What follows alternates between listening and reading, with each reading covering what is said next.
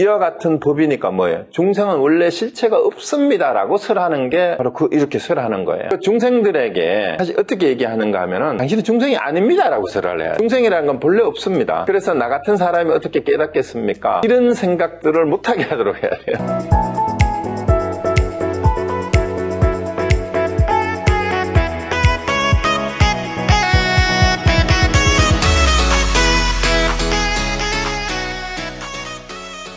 그 다음에 둘이 아닌 자비니까 내외가 합하지 않는 까닭이며, 그러니까 내외가 본래 없어요. 내외가 본래 없어요. 합하지 않는 게 아니라 안팎이 따로 없습니다. 그 다음에 무너짐이 없는 자비라는 말은 무너질 게 본래 없어요. 무너질 게 본래 없어요. 그러니까 형상이 있는 거는 항상 무너지게 마련이에요. 그러니까 상이 없는 것은 이게 멸할 것도 없어요. 그래서 그런 자를 사랑을 베풀어야 된다라는 겁니다. 그러니까 애견을 하면 안 된다라는 게, 대상화해가지고 애착을 하는 그런 거는 안 된다라는 얘기죠. 견고한 자비도 이게 무너짐이 없는 거, 이 두 개를 같이 하는 거예요. 그러니까 생성 자체가 없는 거니까. 그 다음에 청정한, 본래 청정하다라는 말은 더러운 걸 닦아내서 깨끗하게 만든다는 게 아니라 있는 그대로가 본래 순수 그 자체라 이 말이에요. 청정 그 자체. 가 없는 자비는 경계가 따로 없어요. 흑원과 같으니까 시작과 끝이 원래 없습니다. 아라한의 자비는 이제 아라한이라는 말은 앞에서도 나왔지만 번뇌가 삼독심이 다 없어서 더 이상 배울 게 없는 게 아라한이에요. 배울 게 없는 사람을 가르치려 들면 뭐가 돼요? 웃기는 게 되는 거죠. 그러니까 법문을 할 때도 아라한의 자비는 더 이상 버려야 되고 배워야 될 것도 없는 자비예요. 그래서 번뇌의 적을 파한 까닭이죠. 이제 이유를 그렇게 얘기를 하는 겁니다. 일체 번뇌가 다 없기 때문에 더 이상 가르칠 것도 없어요, 사실은. 보살의 자비는 중생을 편안케 하는, 이 편안케 한다라는 말은 지난번에 얘기했던 안심법문하고 같은 거예요. 괴로움 자체가 실체가 없어요. 그러니까 그걸 일깨워주는 게 중생을 편안케 하는 겁니다. 그리고 중생이 본래 없으니까 중생의 괴로움도 본래 없는 거죠. 그 다음에 이제 한결같은, 열애의 자비는 한결같은 모습이에요. 열애라는 말이 여라는 말하고 타하고 관계가 있잖아요. 그죠? 열애는 이와 같이 오고 이와 같이 가는, 그러니까 항상 그러한, 이런 뜻이 이제 열애하고 같이, 그러니까 한결같은 모습이에요. 부처님의 자비는 중생을 깨우치는, 그 부처는 이제 본래 부처인 줄 모르는 사람들에게 모두가 본래 부처다라는 걸 깨우치는 게 그게 부처고, 자연의 자비라는 말은 이제 여기는 뭐예요? 인 없이 홀로 깨달음을 얻는 까닭이라는 말은 인가가 본래 없다라는 거예요. 인가가 본래 없다. 인 없이라는 말은 그래서 본무인가라 그래요. 본무인가. 그래서 인가가 본래 없다라는 말은 좀 이해하기가 어려울 수도 있는데요. 인연법을 얘기하면 연기법이 인가법 아닙니까? 얘기하는데 그거는 현상계에 대한 얘기예요. 현상계. 그러니까 부처의 자리나 열반의 자리는 인가가 본래 없는 자리예요. 본래 없는 자리. 연기법은 이 세상의 현상은 모든 것이 연기해서 생겨난 것이기 때문에 인가의 법칙을 따르지만 부처님의 자리는, 깨달음의 자리에는 인가가 본래 없는 자리가 이제 그 자리이고, 그 다음에 현상계를 볼 때도 인가를 어떻게 봐야 되느냐 하면 인가가 항상 동시라고 봐야 되는 게 오히려 수행자가 현상을 보는, 대응하는 방법이에요. 그래서 이거는 조금 더 설명이 필요할 수도 있는데 예를 들면 그런 거예요. 인가가 동시라는 얘기는 우리 중론에 그런 얘기가 많이 나와요. 중론에 하나만 예를 들게요. 우리가 이제 도자기나 벽돌을 만드는데 우리 현상계에서는 뭐라고 얘기해요? 도자기나 진흙을 만드는 흙이 있잖아요. 그러면 흙이 인이고 그 흙으로 인해서 벽돌을 만들면은 벽돌이 과니까 인이 먼저 선행을 하고 과가 뒤에 따라온다라고 생각을 하는데 중론에서는 그게 틀렸다고 얘기를 해요. 무슨 얘기냐 하면 진흙이 진흙일 때는 이것이 도자기의 원료다, 벽돌의 원료다, 혹은 기와의 원료다라고 얘기할 수 없다라는 거예요. 왜? 도자기가 되었을 때 그 흙은 도자기의 원료예요. 그럼 아직 흙일 때는 뭐예요? 진흙이었을 때는 도자기가 될지, 벽돌이 될지, 기와장이 될지, 아니면 아무것도 안 만들지, 그냥 놔두면 그냥 흙이잖아. 근데 이것을 진흙이, 우리가 현상계에서는, 무슨 고령토가, 이 도자기의 원료로 쓰이는 거야. 그래서 교과서에는 이 고령토가 도자기의 원료, 이게 답이죠. 그게 아니에요. 고령토를 가지고 도자기를 만들어서 도자기가 완성되는 순간에 그 흙이 도자기의 원료니까 항상 동시 상황이에요. 이해가 되세요? 그래서 인과가 동시라는 얘기는 그 말입니다. 그럼 인간에게 적용을 하면 저놈 나쁜 놈이야? 저놈 도둑놈이야? 라고 얘기했을 때도 마찬가지가 돼요. 도둑놈이라고 규정하는 것은 도둑질을 할 때 그 순간 그 사람이 도둑이 되는 것이지, 동시에요. 거기 동시 상황. 도둑질을 했기 때문에 도둑놈이 아니고 도둑질을 하는 순간 그 사람 도둑놈이야. 그러면 도둑질을 안 하고 그 사람이 다른 데 가서 자비를 베풀었으면 그 순간은 그 사람은 자비를 베푸는 사람이에요. 그럼 우리도 마찬가지죠. 우리가 어디 가서 나쁜 짓을 하고 있으면 그 순간 나는 나쁜 놈이 되는 거고, 어디 가서 착한 일을 하고 있으면 나는 그 순간 착한 사람일 뿐이에요. 고정되어 있지 않아요. 그래서 내가 무슨 생각을 하느냐가 지금 그 사람이고, 지금 내가 하는 생각이 그 사람이기 때문에 그걸 동시인가라고 하는 거예요. 그래서 가나선에서 얘기하는 화두도 전부 동시인가의 현상을 그대로 드러낼 뿐이에요. 그걸 일깨워서 네가 사람을 죽일 생각하면은 네가 먼저 죽어. 그러니까 상대를 돼지라고 보면 네가 돼지야. 상대를 부처라고 보면 네가 부처야라고 하는 게 동시 상황이에요. 동시 상황. 그러니까 근데 그 인간은 본래 없어요. 그것도 그냥 그때 현상으로 드러났다가 그거는 소멸되고, 궁극적으로는 인과라는 것은 어디에서 나온 거예요? 한 생각에서 나온 것일 뿐이니까 본래 부처의 자리, 정멸의 자리에는 인과가 본래 없습니다. 인과가 본래 없어요.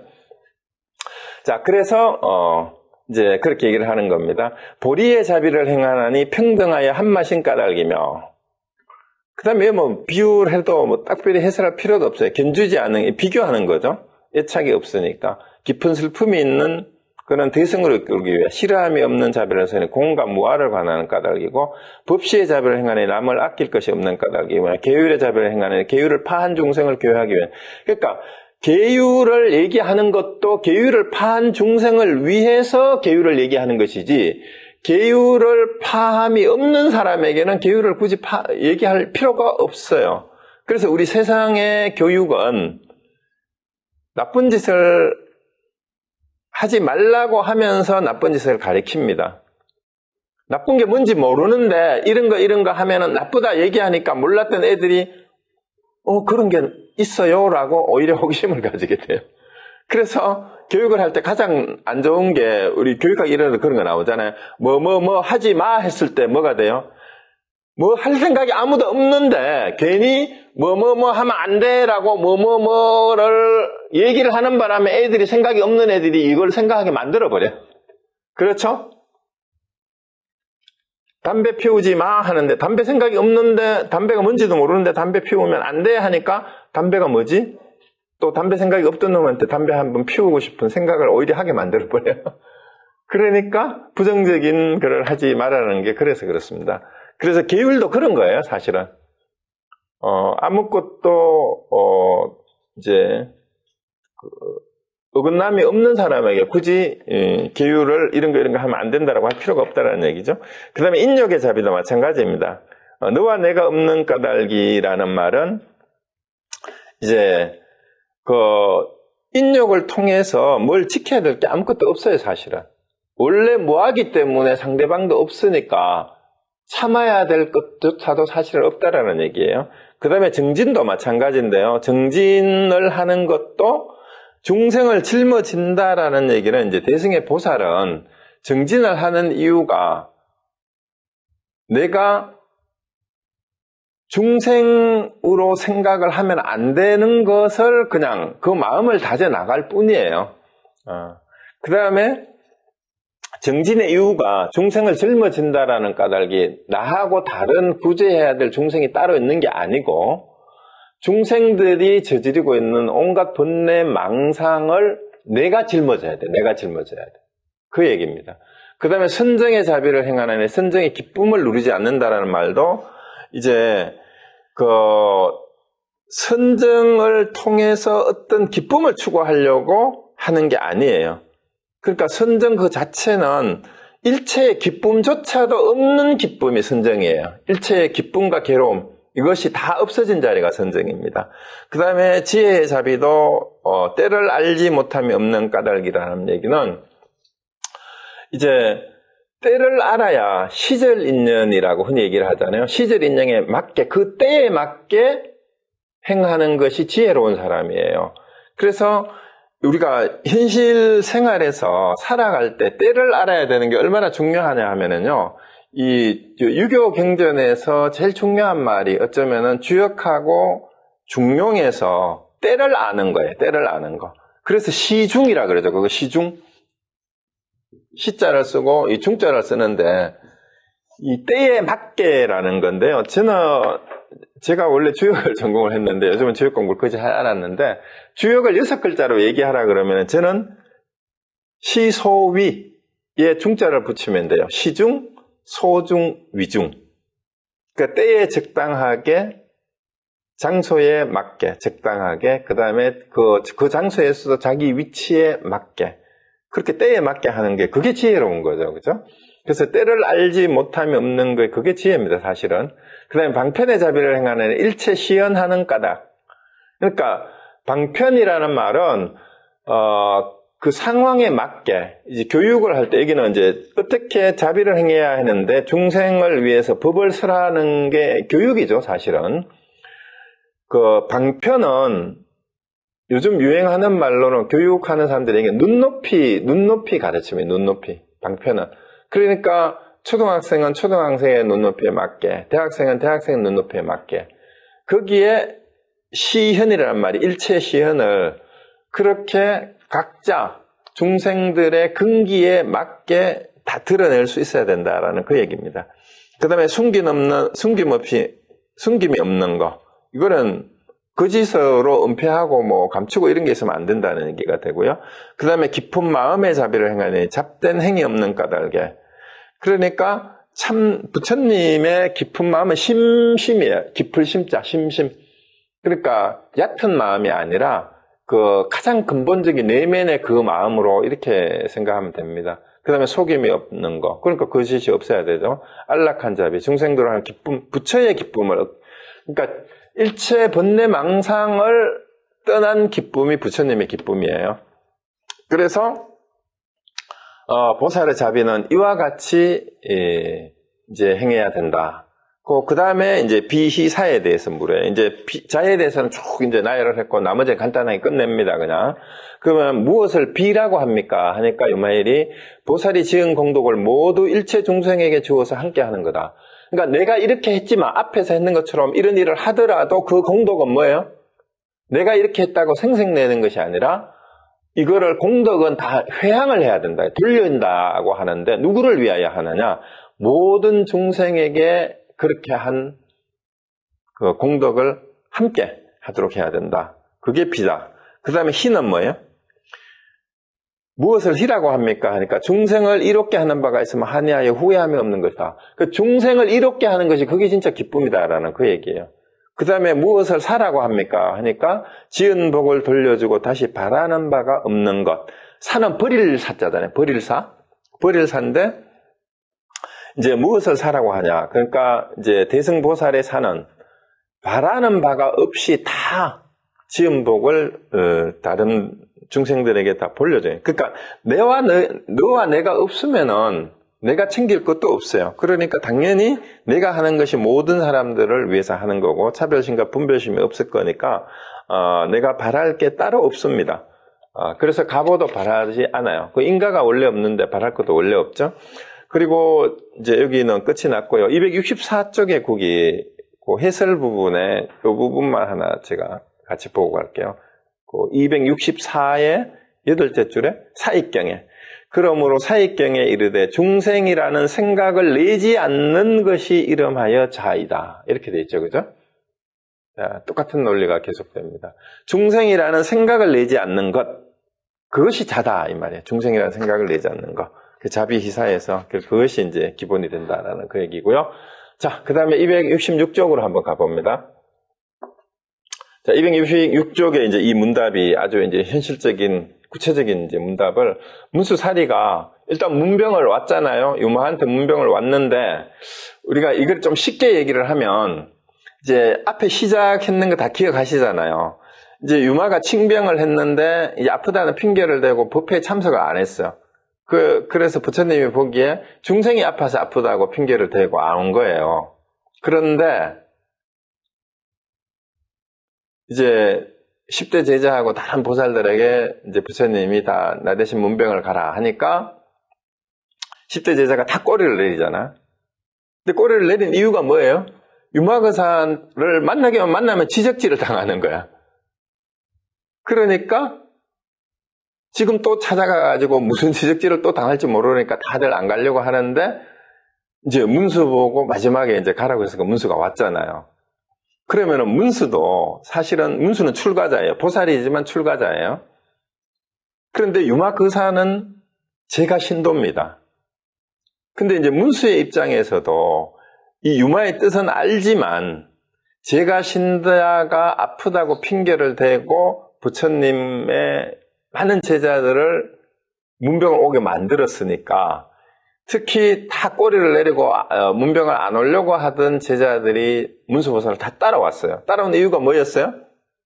야, 문수하고 유마가 만나서 문수가 어떻게 문병을 하고 유마가 어떻게 대응을 하는지, 자기들은 지적질을 다 당했는데 문수는 어떻게 지적을 당하는지, 문수는 유마를 어떻게 대응하는지를 보러 온 거잖아요. 그랬으니까 이제 문수도 그 역할을 다 해야 돼요. 제가 또 이런 얘기도 했죠. 부처님하고 문수하고 유마거사가 3명이 짜고 치는 고스톱이다. 다른 제자들을 위해서. 그러려면은 질문할 거를, 이 제자들이 궁금해야 할 거를 다 이제 질문을 해서 물고 늘어져야 되는 거야. 그리고 문수의 입장에서도 이제 한편 유마하고 진검승부를 해야 되는 거죠. 유마가 이제 더 이상 우리 출가자들이나 제자들한테 더 이상 쫑코 주고 이제 까고 이런 얘기를 못하게 이제 유마거사도 단단히 이제 문수가 자기도 더 이상 유마가 말을 못하게 입을 닫게 만들어야지 하는 이런 호승심도 좀 있었을 것 같아요. 그러니까 이제 문수도 유마를 물고 늘어집니다. 끝까지 물고 늘어져요. 이제 또 이제 질문합니다. 문수사리가 유마에게 또 물었어요. 생사에 두려움이 있는 보살은 마땅히 무엇에 의지해야 됩니까? 그러니까 생사에 두려움이 있다라는 얘기는 아직까지 뭐예요? 생사를 완전히 벗어나지 못했어요. 그런데 사실은 대승에서는 생사를 벗어난다라고 얘기하지 않아요. 생사를 초월한다, 생사를 벗어난다라는 말은 틀린 말이에요. 왜요? 대승에서 생사를 보는 관점은 생사는 본래 없다예요. 불생불멸이에요. 생사는 본래 없는 걸, 생사가 본래 없다라는 걸 깨닫는 거지 생사를 초월하는 거 아닙니다. 그래서 생사에 두려움이 있는 보살은 아직은 한참 자비이사를 얻을 수가 없어요. 왜? 생사에 두려움이 있으니까 자비이사를 얻을 수가 없죠. 진정한 기쁨이, 아직 괴로움이 있다라는 거예요. 두려움이 곧 괴로움이고 고통이니까. 그러니까 이 말이 얘기합니다. 보살이 생사의 두려움 가운데 있으면 마땅히 열애의 공덕력에 의지해야 된다. 자, 그러면 아직 생사에 끌려다닌단 말이에요. 생사에 두려움이 있다라는 것은. 그러면 부처의 공덕에 의지해야 된다. 이렇게 얘기를 하니까 자, 문수가 다시 물었어요. 그러니까 부처의 공덕에 의지해야 된다는 걸 당연히 물고 늘어져야 돼요. 앞에서는 중생이 본래 없고 중생이 본래 부처다 얘기해놓고 아니 뭘 또 의지를 해야 된다라고 얘기가 하는 게 나오죠. 근데 전제가 뭐였어요?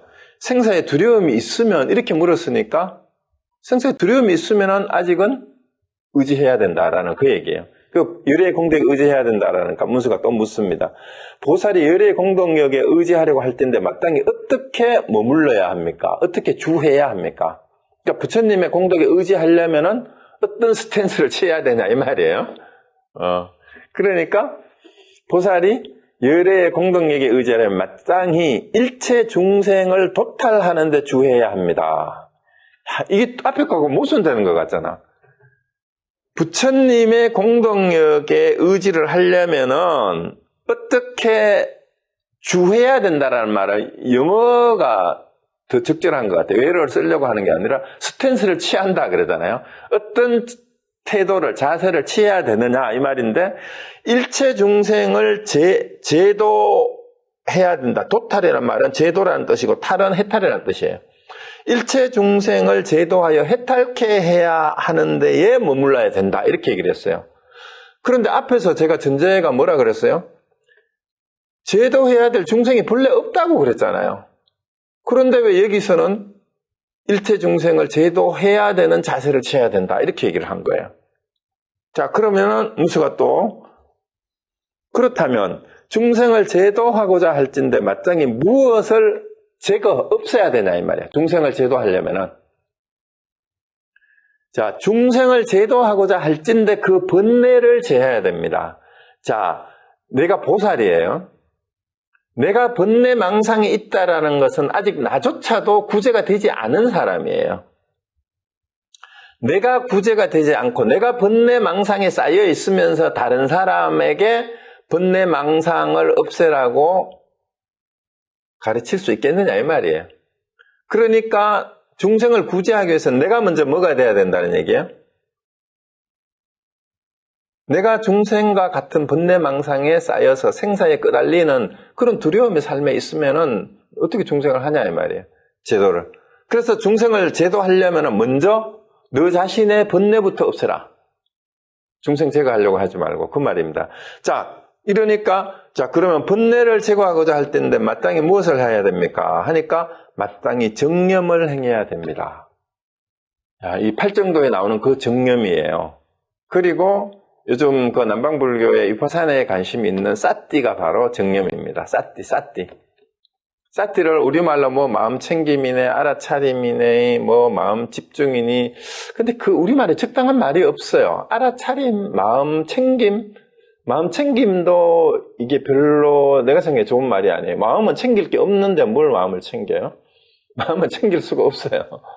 그럼 염이 한자말 그대로 우리말에 한자말을 그냥 쓰잖아요. 뭐뭐를 염두에 두고 명념하고 이럴 때 이 염은 무슨 뜻이냐 하면은요. 잊어버리지 않고 기억한다라는 뜻이에요. 잊어버리지 않고 기억한다. 그게 염이에요. 그게 사띠예요. 사띠도 실제 그런 뜻이 있어요. 그 산스크리트 말에도. 그리고 한자말의 염자를 보면 위에는 금자고 밑에가 마음이잖아요. 염이. 그러면 사띠를 한다라는 거는 이 한자말이 번역이 정말 잘 된 것 같아요. 염자로 하는 거는 지금 마음. 그러니까 마음 챙긴다라는 게 다른 게 아니라 지금 네 마음이 어떻게 작동하고 있는지, 네 마음이 어떻게 움직이는지를 놓치지 않는 거. 그게 염이에요. 그게 사띠예요. 그래서 정념은 뭐예요? 그러면은 바르게 마음을 지키는 거. 이게 바르게 마음을 유지하는 거. 바른 마음이 뭐예요? 바른 마음이. 정자를 앞에 붙이면 right 사띠가 되죠. 바른 사띠는 번뇌 망상이 없는 사띠예요. 그렇게 이해를 하면은 사띠를 한다 그러는데 뭘 알아차린다 마음을 챙긴다 하는데 마음을 챙긴다고 하면서 마음 챙김 연습을 수련을 많이 하는데요. 그래서 이제 무슨 소리가 들리면 무슨 소리, 차가우면 차가움, 이런 식으로 그 수행을 하는 이제 명상센터나 위파사나 하는 데 가면 그런 거를 훈련을 많이 시키는데 그게 집중을 하는 데는 도움이 돼요. 집중을 하는 데 도움이 되지만 사실은 그 사띠를 그냥 바로 뚫고 들어가면 돼요. 지금 내가 그 마음을 느끼고 있는 그 마음이 어떤 마음인가를 바로 뚫고 들어가야 돼요. 그렇게 해야 정념이 돼요. 그래서 사실은 바른 마음, 바른 정념이라고 하는 거는 번뇌망상이 없는 진여를 행하는 게 바른 마음이 돼야 돼요. 그러니까 있는 그대로 진여를 행하는 마음씀. 그것이 진짜 바른 사띠예요. 그리고 팔정도 가운데에 사실은 정념 수행을 먼저 하는 게 더 좋습니다. 왜냐하면 자기가 일어나는 모든 한 생각 일어나는 거, 지금 이 마음이 어떤 마음인가 하는 것을 돌아보면서 일체 그 마음에 번뇌망상이 덧붙여지지 않고 마음을 쓰도록 그 마음을 놓치지 않는 것. 그게 정념이에요, 정념.